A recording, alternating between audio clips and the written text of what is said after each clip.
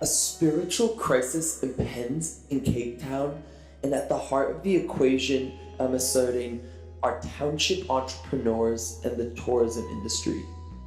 Averting the crisis will require a massively concerted effort. Now, I'm not going to stand here and outline how I, the privileged NYU educated white boy who managed to live in Khayelitsha and learn to speak Isxhosa, will single-handedly save the day. I won't single-handedly.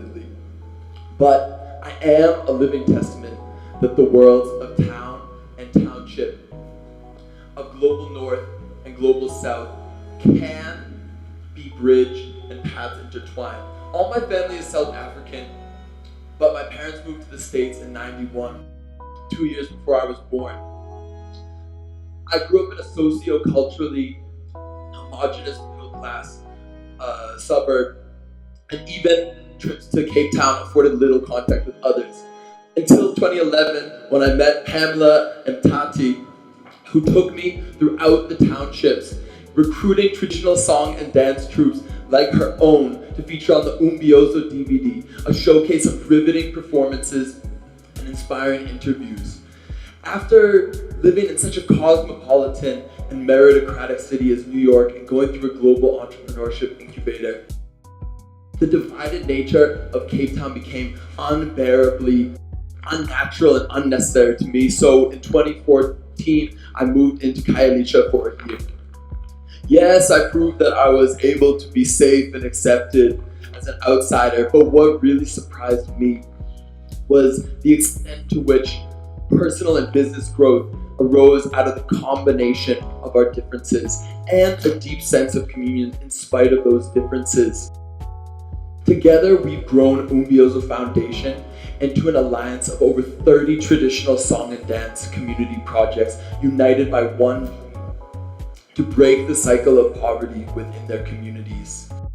Our annual flagship event is called Dance Off, a friendly competition drawing dance troupes from all over the Cape Town metropole and recognizing the leaders, the entrepreneurial leaders' resourcefulness and impact, and also generating HD video content of their performances. The entrepreneurial leaders and our numerous township entrepreneur affiliates have truly exceptional products, services, and stories, and we've done much to highlight that.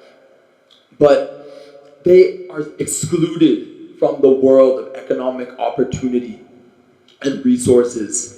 They lack access to markets. No access to markets, no recognition and support. No recognition and support, no room for hope.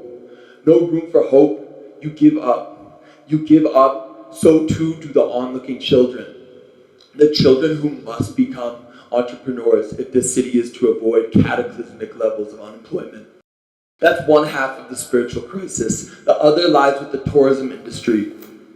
The average tourist is channeled into privileged bubbles of Cape Town and surrounds, Cape Point, the Winelands, and Hermanus.